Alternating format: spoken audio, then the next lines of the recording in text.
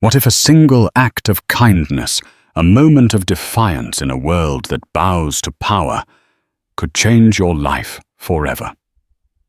For Diana Evans, a 24-year-old waitress drowning in debt and family heartbreak. It was just another Tuesday.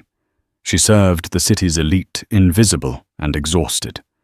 But on this night, the man in the corner booth wasn't just another customer.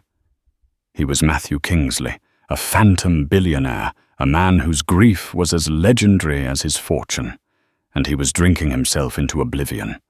What she did next, no one else dared to. It cost her the job she desperately needed. But what happened the next day? That's a story that proves the most valuable currency in the world isn't money. It's courage. The clatter of porcelain and the low hum of self-important conversations were the soundtrack to Diana Evans's life. At 24, she wasn't where she thought she'd be. Her art history degree, once a source of pride, now felt like a punchline to a bad joke, its frame gathering dust in her mother's cramped apartment, while she navigated the treacherous landscape of high-end service at the Gilded Lantern, a Manhattan steakhouse where the entrees cost more than her weekly groceries. Every shift was a performance. She'd glide between tables, draped in heavy white linen.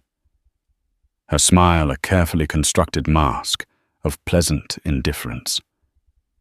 She had to be invisible, but attentive, swift, but silent. Tonight, the performance was draining her more than usual. Her phone had buzzed in her locker with another text from her mom. Liam's coughing got worse. The doctor wants to try a new nebulizer. Insurance won't cover it. Liam, her 16-year-old brother, the brilliant, funny, life-loving boy whose lungs had betrayed him since childhood. His cystic fibrosis was a relentless thief stealing his breath, his energy, and every spare dollar the family could scrape together. The new nebulizer was $800. To Diana, it might as well have been $1 million. The weight of it settled in her chest heavier than the silver tray she carried. That's when she first noticed the man in the corner booth, booth 12. The isolation booth reserved for those who craved privacy or courted scandal. He wasn't courting anything. He seemed to be wrestling with ghosts. He was impeccably dressed in a dark, tailored suit that probably cost more than her car, but his posture was a mess. Slumped over, he stared into a glass of amber liquid, as if it held the answers to the universe. His hair, a distinguished salt and pepper, was slightly disheveled, as if he'd run his hands through it one too many times. His face, when he finally looked up to order another, was a road map of exquisite pain. Sharp jawline, high cheekbones.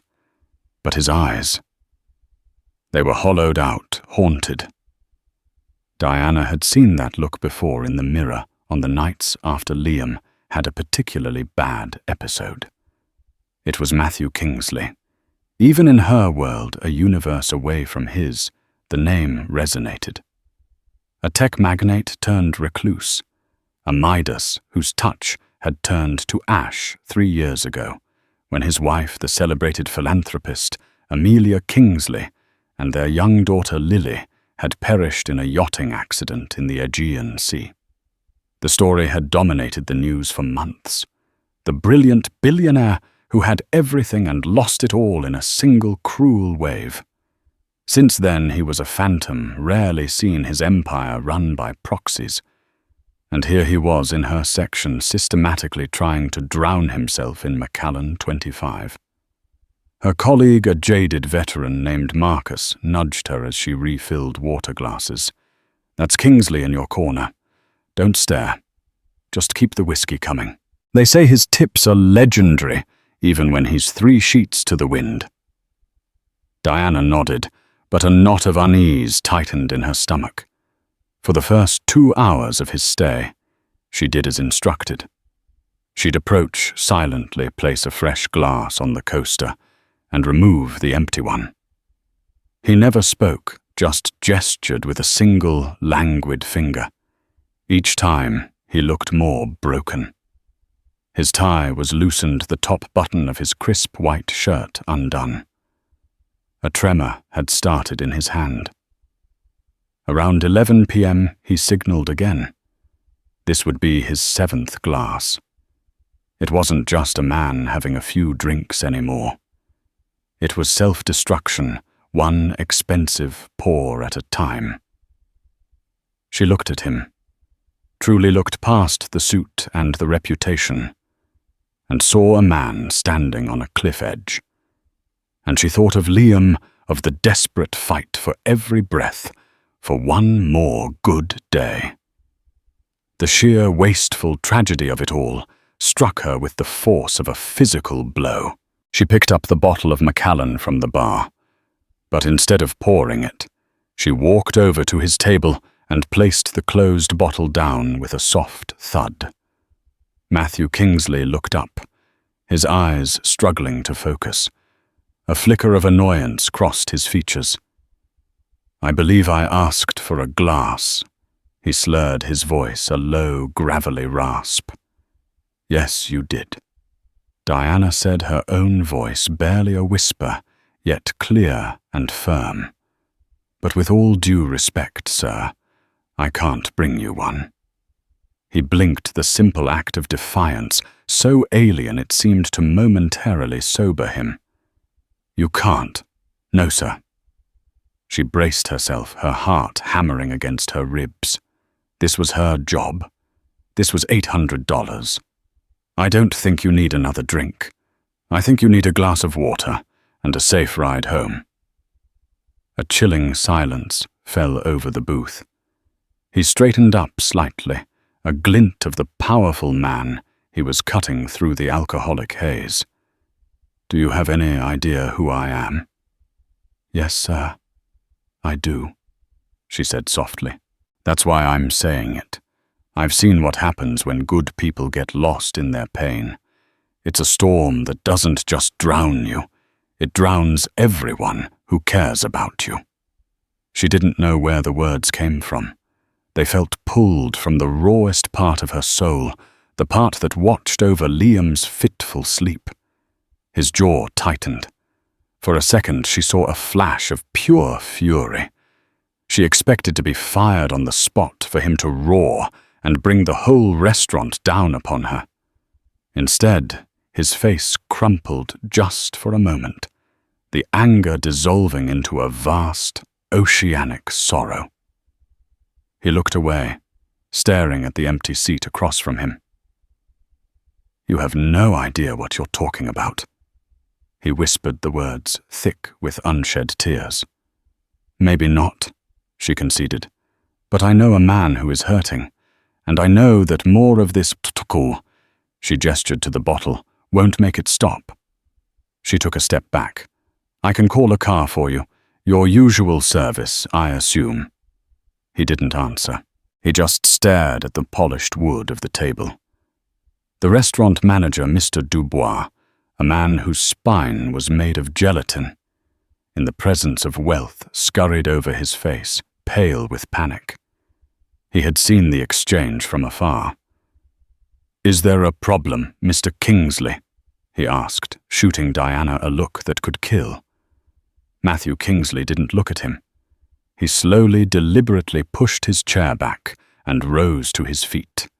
He was taller than she'd realized, a commanding presence, even when unsteady. He reached into his jacket, and for a terrifying moment, Diana thought he was reaching for his wallet to slap a $1,000 bill on the table and shame her. Instead, he placed a single heavy car key on the table, a key attached to a simple leather fob. "She's right," he said, his voice heavy. He looked directly at Diana, his gaze intense and unnervingly clear for a split second. "Call my driver." Then he turned and walked not entirely steadily towards the exit, leaving Mr. Dubois gaping like a fish.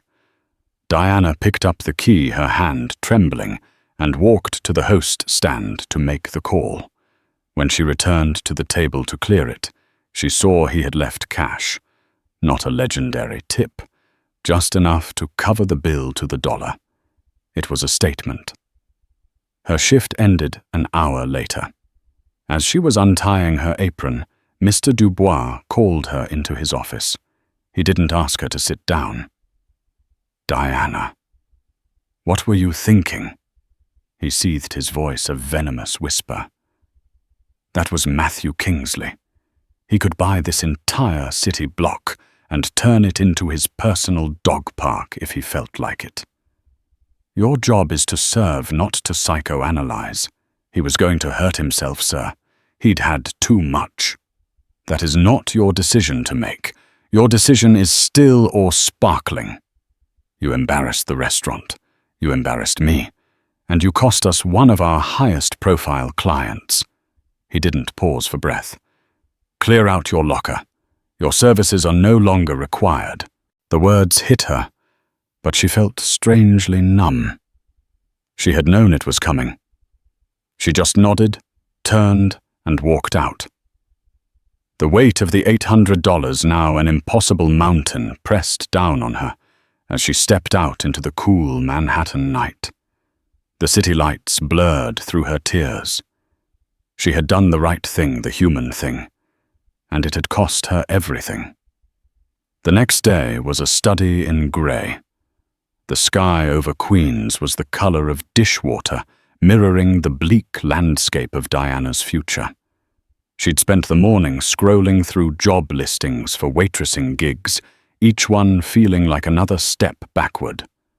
The conversation with her mother had been brief and strained. She'd lied, saying her hours had been cut, unable to admit she'd been fired for an act of conscience. The lie tasted like ash in her mouth. Around noon, the doorbell of their small apartment buzzed. It was a jarring sound. No one ever came to the front door. It was usually just packages left in the lobby. Her mother, a nurse on a rare day off, answered it. A moment later, her mom appeared at the door of Diana's room, holding a thick cream-colored envelope. Her expression was one of pure confusion. "There was a man in a black car," she said, her voice hushed. "A chauffeur. He asked for you by name.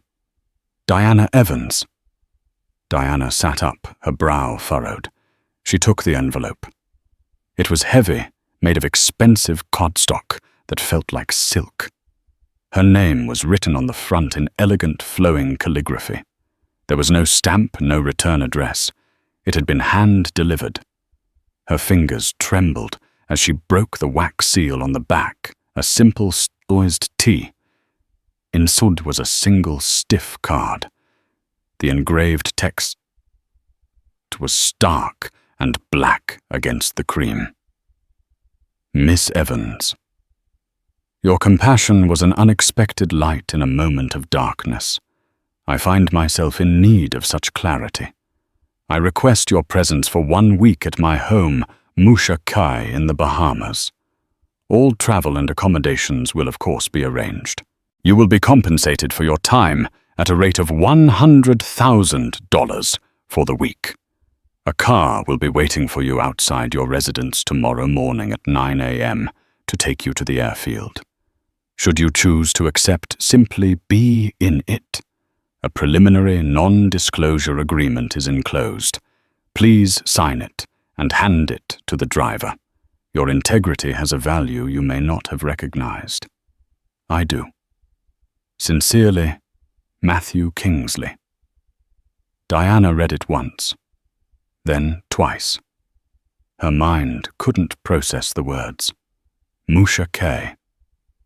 She vaguely knew the name, one of those ultra-exclusive private islands you read about in luxury magazines, owned by some magician or celebrity. $100,000. The number seemed fake, a typo.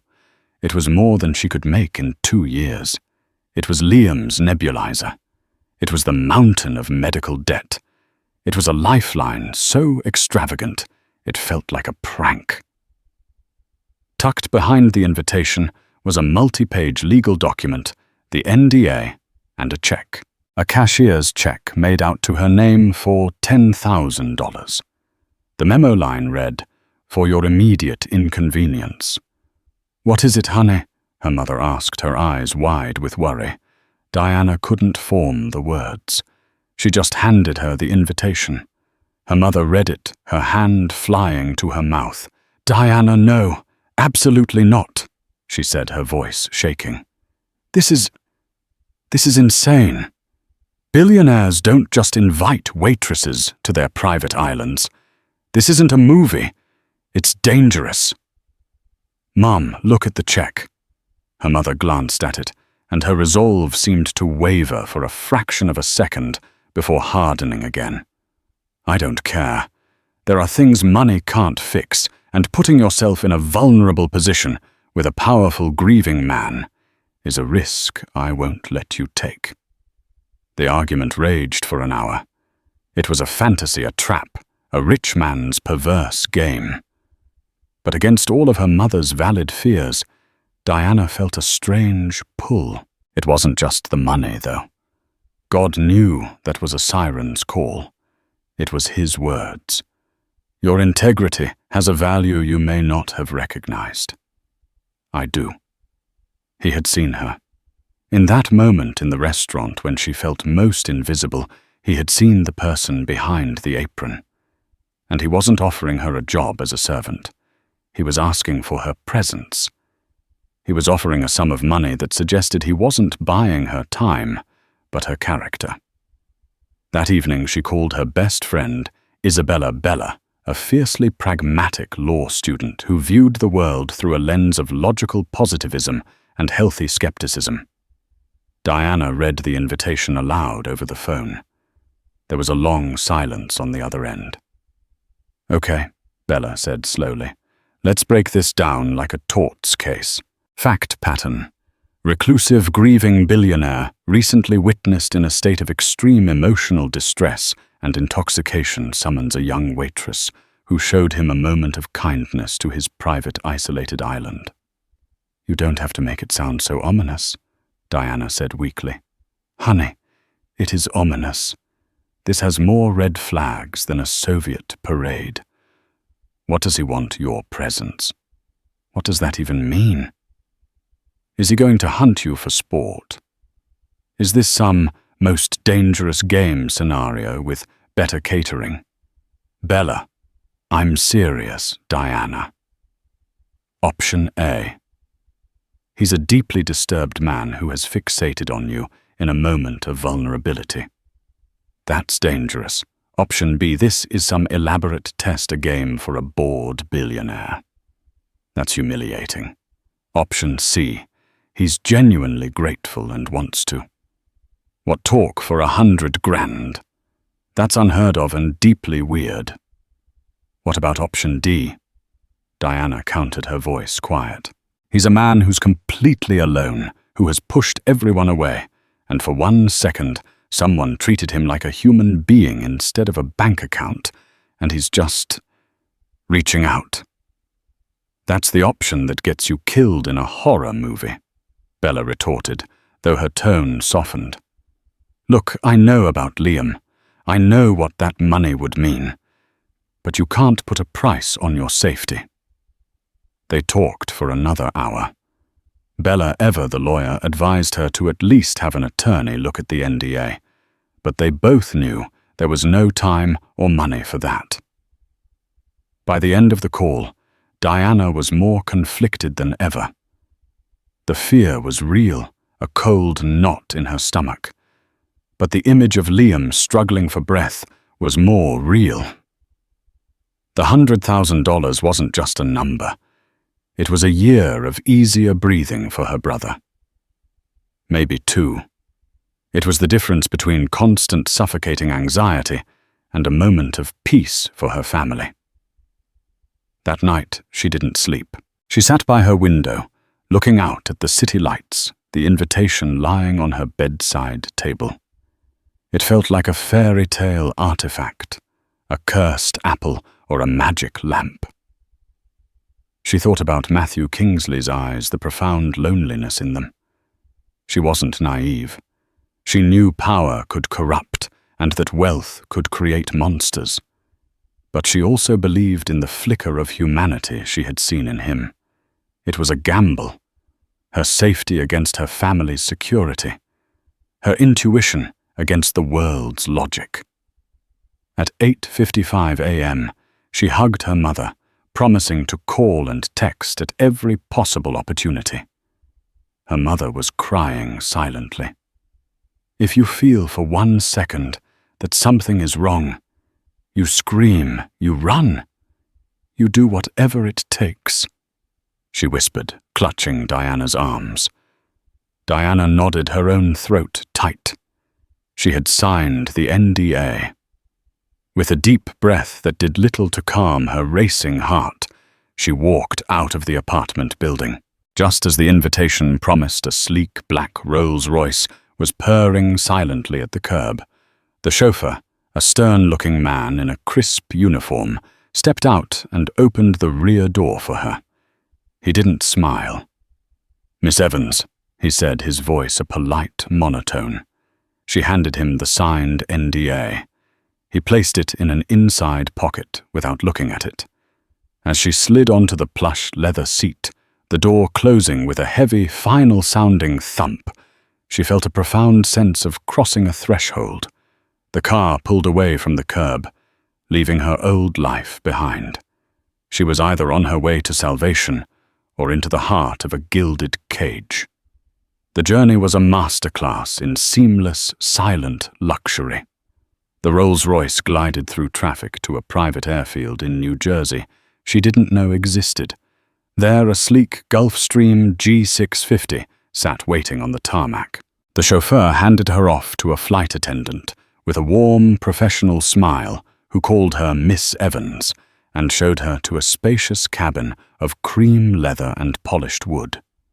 Diana was the only passenger. As the jet climbed into the sky, leaving the grey sprawl of the city behind, she felt a dizzying sense of detachment. She was an observer in someone else's life. She ate a gourmet meal she couldn't taste and watched the clouds drift by her mind, a whirlwind of hope and fear. They landed on a small island in the Bahamas, where another smaller plane, a seaplane, was waiting. The final leg of the journey was the most breathtaking. They flew over a kaleidoscope of turquoise and sapphire water, dotted with emerald islands.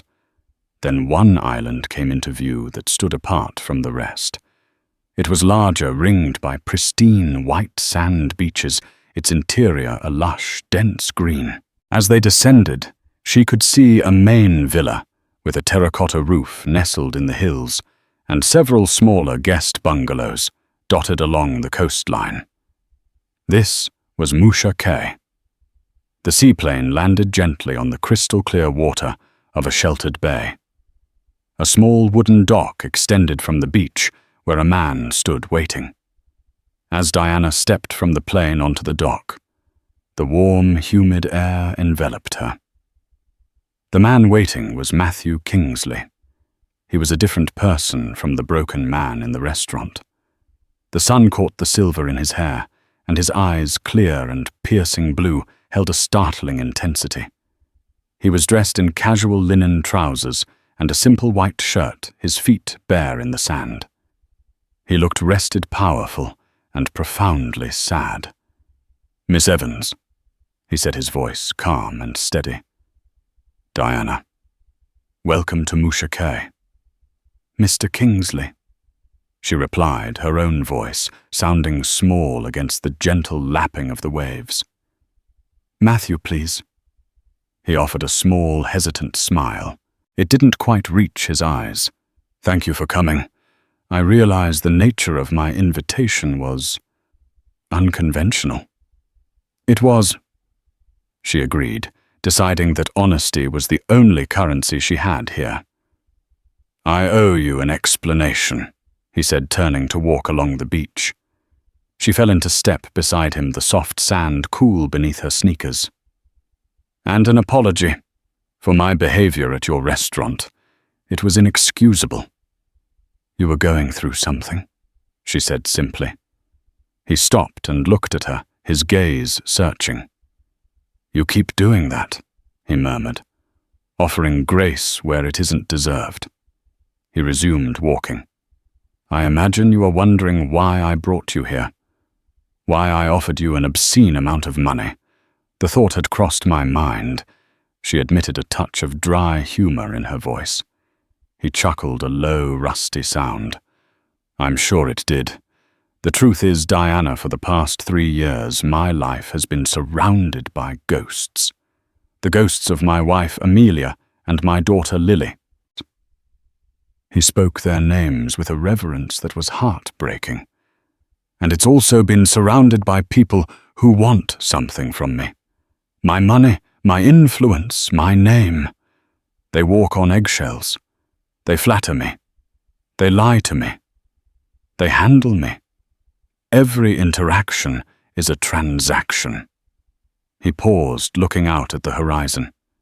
And then there was you. In a place where you are paid to be agreeable, you chose to be human. You didn't see a client or a tip. You saw a man in pain, and you spoke the truth at great personal risk. I haven't encountered that kind of unvarnished integrity in a very long time. It was disarming.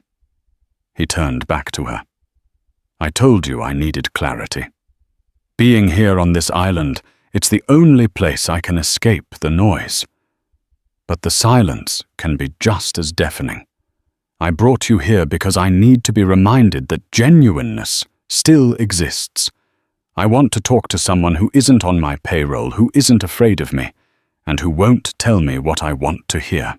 Your job, if you want to call it that, is simply to talk to me, to walk the beach with me, to have dinner with me, to be yourself. That's all. For that you have earned my gratitude and the compensation I offered. It was both the simplest and most bizarre job description she had ever heard. It sounded too good to be true. A part of her, the cynical part conditioned by Bella's warnings, screamed that this was a lie, a beautiful honey-tongued deception. But looking at the profound melancholy in his eyes, another part of her believed him. The first 2 days were a surreal dream. A smiling staff member showed her to a private beach bungalow that was larger than her entire apartment, with a 4-poster bed, a private deck, and an infinity pool that seemed to spill into the ocean. Meals were 5-star affairs, served on a veranda overlooking the sea. She and Matthew would talk for hours. He was surprisingly easy to talk to. He asked about her studies, her passion for art history, and listened with an intensity that made her feel truly heard. In turn, he spoke of his life before the tragedy. He described Amelia, her fiery spirit, and her dedication to her charity work. He spoke of Lily, a bright, curious 5-year-old who loved to draw and collect seashells. He wasn't just grieving, he was a living archive of the people he'd lost, keeping their memories alive with his words. Diana found herself relaxing. She told him about Liam, about their family's struggles. He listened without pity, but with a deep, empathetic understanding. For the first time, she felt like she could breathe the weight of her reality lifted by the sheer fantasy of her surroundings. But on the 3rd evening, the first crack appeared in the perfect facade. They were having dinner on the veranda. Matthew was recounting a funny story about Lily trying to teach their golden retriever how to read. He was smiling a real, genuine smile, and for a moment the ghost of the man he used to be was sitting across from her. His phone, which was usually nowhere to be seen, buzzed on the table. He glanced at it, and the smile vanished, replaced by a mask of cold fury. The name on the screen read, Marcus Vance. "Excuse me," Matthew said, his voice clipped. He stood and walked to the far end of the veranda, turning his back to her, His voice was low, but she could hear the tension in it.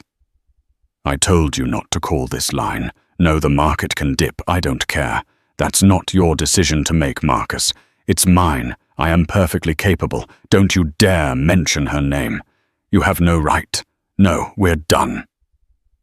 He hung up and stood there for a long moment, his hands gripping the railing, his knuckles white. When he returned to the table, the warmth was gone. The haunted man was back. "I apologize," he said stiffly. "Is everything all right?" Diana asked gently. "Business." He said the word a dismissal. "A vulture on my board who thinks my grief has made me incompetent." The rest of the dinner was quiet and strained. Later that night, unable to sleep, Diana took a walk along the moonlit beach. The main villa was lit up a warm glow in the darkness. As she drew closer, she saw a light on in a ground-floor window that was slightly ajar. Curiosity, a dangerous, nagging thing, got the better of her. She crept closer, staying in the shadows of the palm trees. The room was a child's bedroom. It was painted a soft yellow, with a small white bed and shelves filled with stuffed animals. But what caught her eye was a drawing table in the corner. On it, held down by a small rock, was a piece of paper. It was a child's crayon drawing. It depicted a stick figure of a man with graying hair standing next to a stick figure of a girl with long brown hair on a beach. Underneath, in wobbly, childish letters, was written "Daddy and me." It was a sweet, simple drawing, except Lily Kingsley, the girl with brown hair, had died 3 years ago, and the crayon marks looked fresh. A chill that had nothing to do with the night air snaked down Diana's spine. Something was wrong. The perfect paradise had a secret, and she was beginning to fear she was standing right in the middle of it. The discovery of the drawing shifted everything. The idyllic fantasy of Musha K evaporated, replaced by a creeping, suffocating dread. The turquoise water now seemed like a barrier, the lush jungle a place to hide secrets.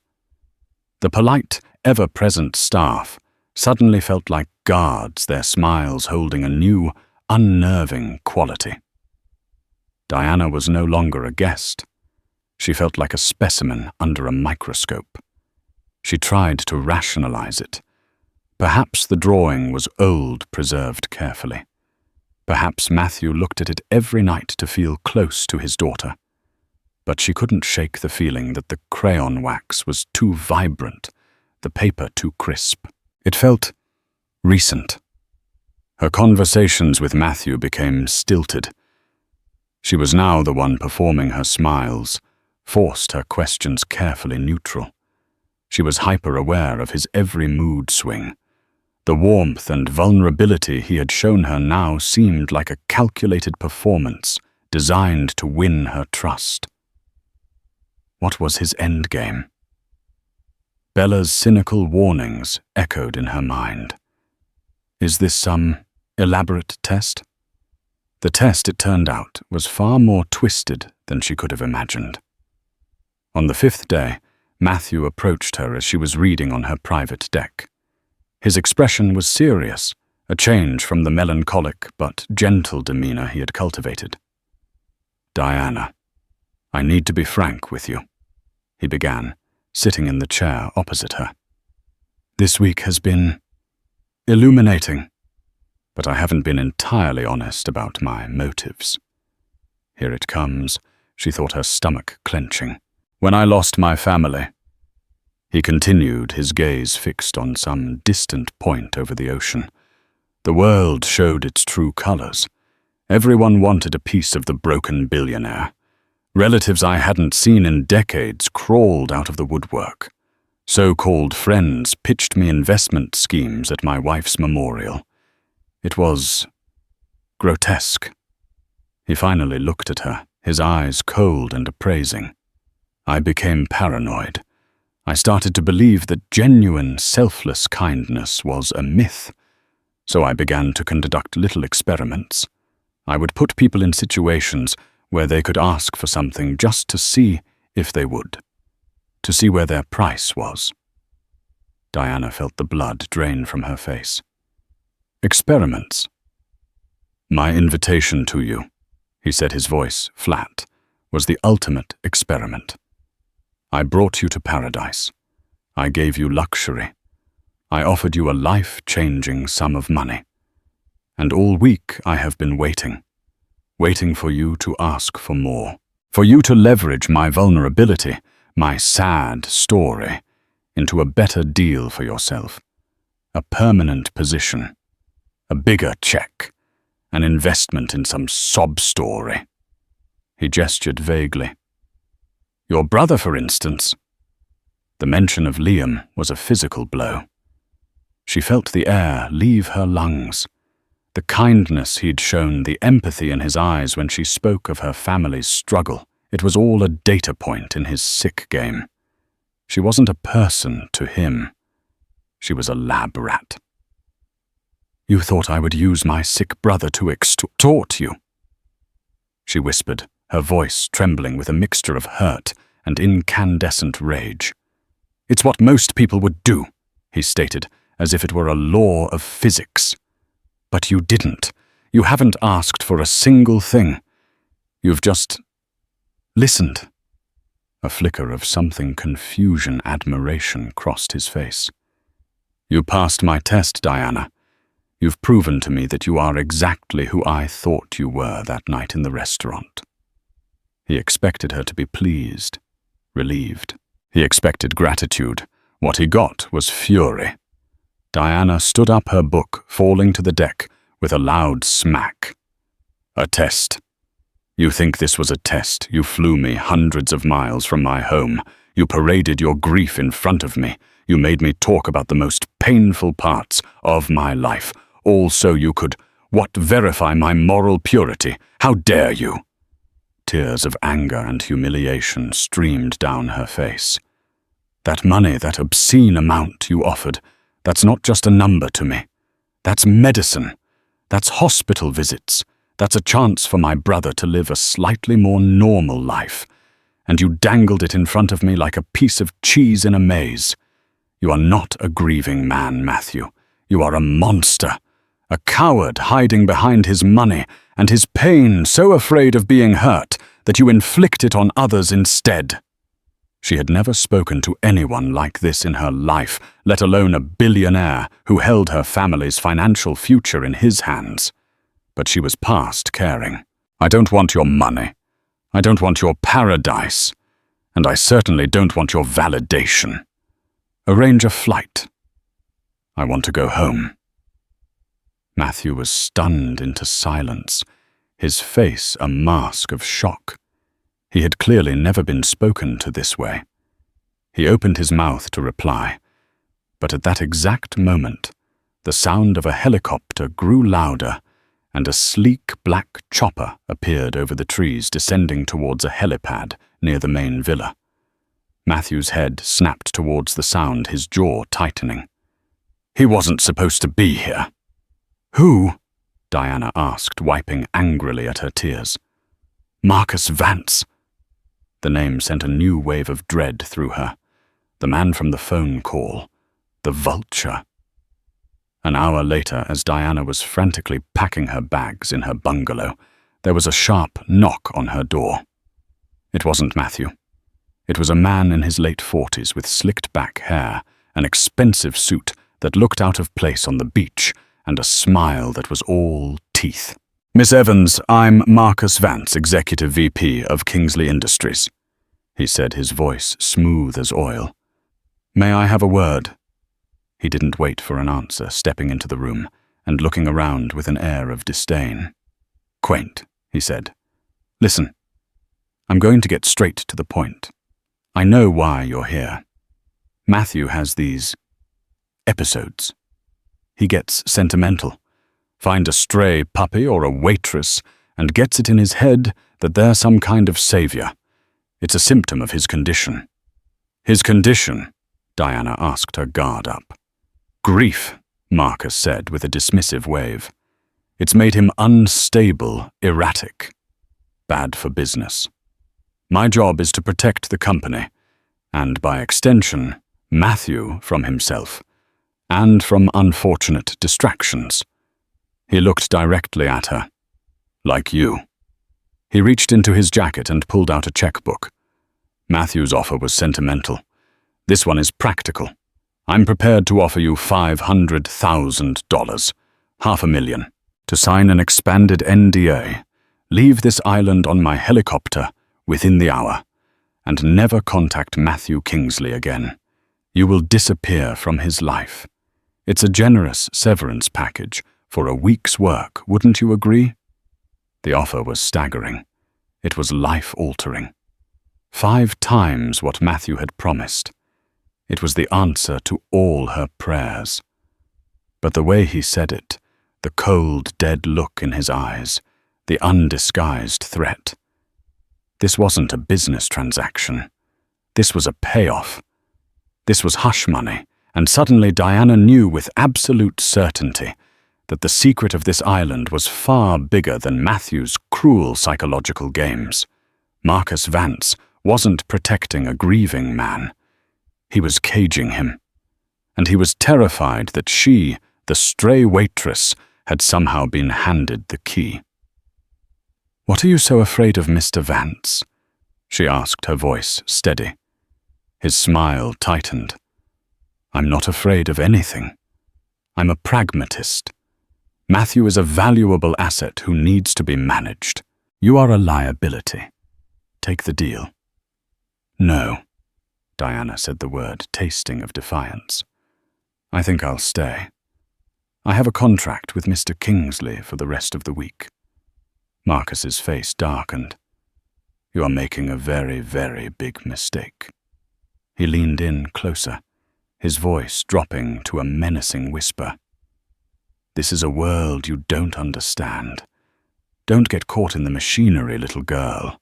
It will grind you to pieces." He turned and left, leaving the scent of expensive cologne and cold ambition in his wake. Diana stood, frozen, her heart hammering. The game had changed. This was no longer about Matthew's emotional tests or her family's debt. This was about survival. And about the secret locked away in this beautiful, terrifying place, a secret Marcus Vance would pay $500,000 to keep buried. She had to find out what it was. That night, she would not be sleeping.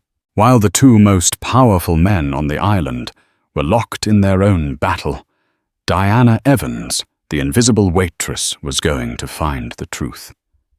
Her first stop the room with the fresh crayon drawing. The island at night was a different entity.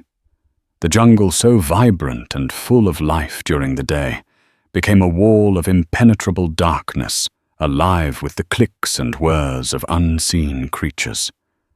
A storm was rolling in from the sea, and the wind howled with a low, mournful sound, rattling the fronds of the palm trees. It was the perfect cover. Diana, dressed in dark clothes, slipped out of her bungalow. Her earlier rage at Matthew had been replaced by a cold, sharp focus. Marcus Vance's threat had been a colossal mistake on his part. It hadn't scared her off. It had confirmed her suspicions and ignited a defiant fire within her. He wasn't trying to protect Matthew's sanity. He was trying to control his narrative. And that narrative was a lie. She made her way to the main villa, her path lit by intermittent flashes of lightning. The house was mostly dark except for 2 lights. One was from the main study, where she could hear the low, angry murmur of Matthew and Marcus's voices, their conflict from earlier, clearly having escalated. The other light was the one she was looking for, the soft yellow glow from the ground floor window. The window was still slightly ajar, a detail that seemed both careless and deliberate. She peered inside. The room was just as she'd seen it. The little white bed was empty, neatly made. The drawing was still on the table. Nothing seemed amiss. But there was another door in the room, one she hadn't paid much attention to before. It was a plain white door, looking like it might lead to a closet or an ensuite bathroom. Driven by an instinct she couldn't explain, she knew she had to get inside that room. She circled the veranda testing doors. They were all locked. Her heart sank. This was a fool's errand. She was about to give up and retreat to her bungalow when a flash of lightning illuminated something glinting under a large terracotta planter near the French doors of the living room. It was a key, a single simple brass key, the kind of hide-a key that felt too cliché for a billionaire's fortress, unless it was left there on purpose, left by someone who couldn't act themselves, but hoped someone else would. Her hands shaking, she tried the key on the French doors. It turned with a soft click. She slipped inside her senses on high alert. The house was silent save for the distant storm and the muffled argument from the study. She crept across the cool marble floor, her destination, the yellow bedroom. She pushed the door open. Inside the room felt different. It was cold, unnaturally so, and there was a faint, almost imperceptible hum. It wasn't coming from the main part of the room, but from behind the white closet door. She approached it, her heart pounding a frantic rhythm against her ribs. She turned the knob. It was unlocked. She pulled the door open and gasped, her hand flying to her mouth to stifle a scream. This was no closet. It was a state-of-the-art hospital-grade medical suite. The humming was from a bank of humming monitors, their screens displaying fluctuating green lines and numbers. There was a ventilator IV drips on a polished steel pole and a myriad of other machines Diana didn't recognize. And in the center of it all, in a climate-controlled hospital bed, lay a young girl. She looked to be about 8 years old, with pale, translucent skin and long brown hair spread out on the pillow. She was breathing with the soft, rhythmic puff of the ventilator. She was impossibly still lost to the world. But she was alive. On the bedside table, next to a vase of fresh flowers, was a framed photograph of the girl smiling with Matthew and a beautiful woman with a radiant smile, Amelia Kingsley. It was Lily. Lily Kingsley was alive. The story, the yachting accident, the tragic loss of his wife and daughter was a lie. A massive, elaborate, publicly accepted lie. Suddenly, everything clicked into place. Matthew's profound, unending grief wasn't just for a memory. It was for a daughter trapped between worlds. His self-destructive drinking wasn't just for what he'd lost, but for what he couldn't get back. The drawing. Lily must have moments of partial consciousness, or moments where she could be guided to hold a crayon to make a mark. The recent drawing wasn't a ghost's work. It was a sign of life. And Marcus Vance. His motive became chillingly clear. As long as Matthew was seen by the world as a broken, grieving recluse, he was malleable, controllable. Marcus could manage the empire, make decisions, consolidate his own power. But if the world knew that Lily was alive, that Matthew had a reason to fight, a reason to re-engage with life, Marcus's control would shatter. Lily's life was Matthew's weakness, but her recovery would be Marcus's ruin. He wasn't just protecting a secret. He was actively suppressing Matthew's hope. A floorboard creaked behind her. Diana spun around, her heart leaping into her throat. Matthew Kingsley was standing in the doorway of the bedroom, his face ashen. The anger from his argument was gone, replaced by an expression of utter devastation. He had seen her come out of the hidden room. His secret was out. I found the key," Diana stammered, pointing vaguely towards the veranda. He didn't seem to hear her. He just stared at the open door to the medical suite, at his daughter lying in the bed. A single tear traced a path down his cheek. They told the world she died with her mother. He said, his voice a hoarse whisper.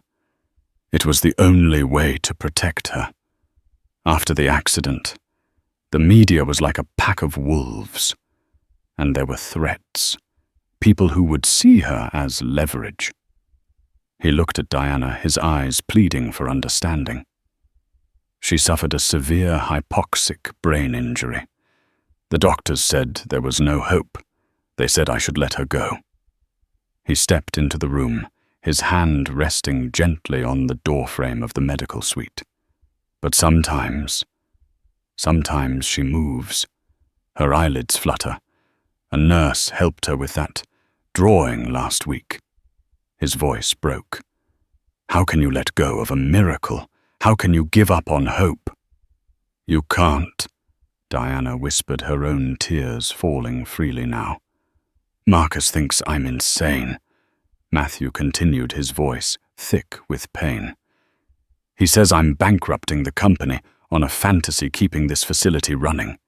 He wants me to sign over controlling interest to secure the company's future. He says my obsession with her is a liability. He's afraid of you, Diana said, finding her voice. He's not afraid of your grief. He's afraid of your hope. If you start to fight for her, you'll start to fight for everything else. He'll lose his power. At that moment, Marcus Vance appeared in the doorway behind Matthew. His face a thunderous mask of fury. What is the meaning of this? I told you to get rid of her, he barked at Matthew before turning his venomous gaze on Diana. You couldn't just take the money and walk away.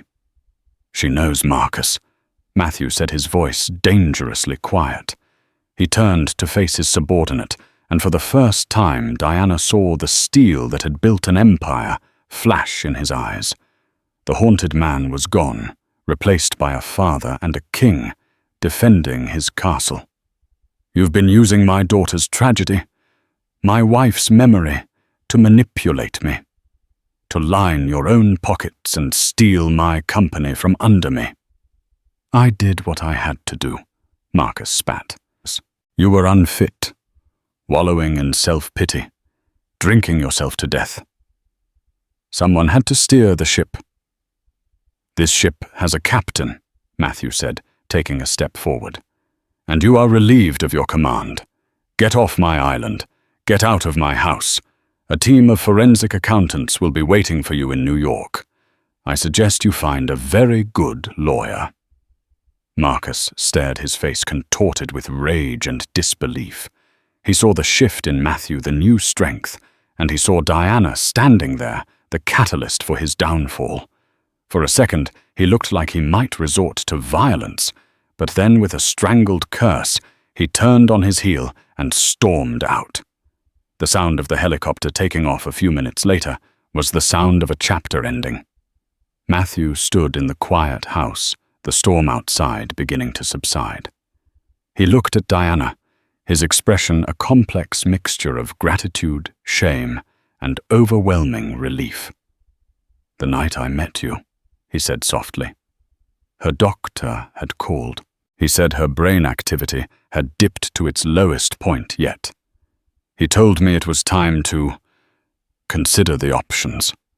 I went to your restaurant to drink myself into a place where I could make that decision. He shook his head. And then you stopped me. You spoke of storms, of fighting. You had no idea what you were doing, but you saved more than one life that night. He looked towards the hidden room towards his daughter. Thank you, Diana. You've given me back my hope. Now I have a fight on my hands. Diana looked from the weary billionaire to the silent, sleeping girl. She had come to this island for money, to help save her brother. She had found herself in the middle of a drama that saved a father and gave a little girl the fighting chance she deserved. The departure of Marcus Vance's helicopter felt like a storm breaking. A heavy, oppressive atmosphere lifted from Musha Cay, replaced by a fragile, but persistent hope. Matthew Kingsley was a man transformed. The solitary, grieving recluse was gone, replaced by a father filled with fierce purpose. With startling efficiency, he began dismantling the corporate web. Marcus had woven his calls with lawyers and loyal board members, surgically precise. He wasn't just reclaiming his company. He was re-engaging with life driven by a new mission to protect Lily and her future. In this quiet revolution, Diana's role shifted from guest to confidant. The $100,000 contract became a forgotten artifact of a different reality.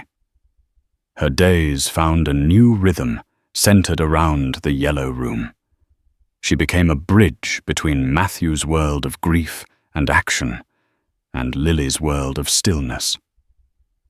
Drawing on her art history knowledge, she filled the sterile medical suite with vivid descriptions of masterpieces, reading classic children's stories aloud. She didn't know if Lily could hear her, but she replaced the clinical silence with beauty and wonder, bringing a sense of normalcy to their extraordinary situation.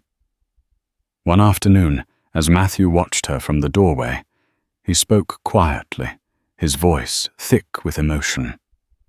"Amelia would have loved you. She had that same gift of seeing the person, not the circumstance." On Diana's final scheduled day on the island, Matthew found her watching the sunset from her deck. He held 2 envelopes.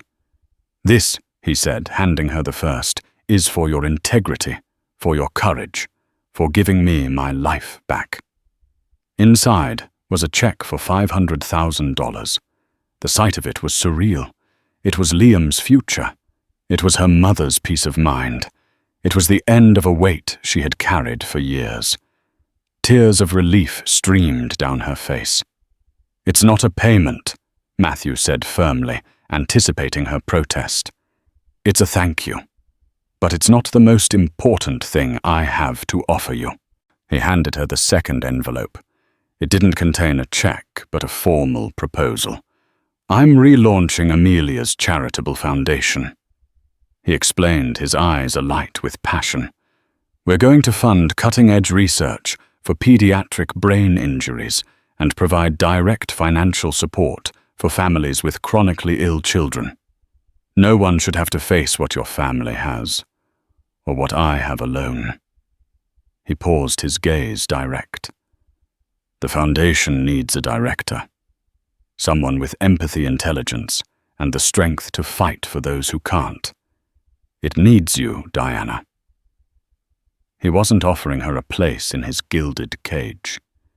He was offering her a purpose that would utilize her sharp mind and compassionate heart, a chance to multiply her single act of kindness 1,000-fold. The choice was immediate and obvious. 2 months later, Diana Evans walked into a gleaming office in Midtown Manhattan. The gold-plated letters on the door read, "The Amelia and Lily Kingsley Foundation." She was no longer a waitress. She was its director of operations. Her brother Liam, receiving the best care from doctors funded by the foundation's first anonymous grant, was breathing easier than he had in years. Her friendship with Matthew remained a constant. He would call from Musha Kai with updates, a flicker of movement in Lily's finger, a responsive spike on a monitor. They were small steps on a long, uncertain road, but now he walked it with hope. Their story was never a fairy tale romance. It was something deeper and more real. It was a story of 2 people who collided in a moment of crisis and found in each other the strength to heal. Diana didn't win the Billionaire. She earned something far more valuable, her own purpose forged by an act of courage in a quiet corner of a gilded restaurant. What an incredible journey. Diana's story reminds us that you never know the secret battles the people around you are fighting. It's a powerful lesson in empathy, showing how one person's courage can create ripples that change lives in ways we can't even imagine. She didn't just save a man from a night of drinking. She saved a father, protected a daughter, and in the end discovered her own incredible strength and purpose. Her story wasn't about finding a prince.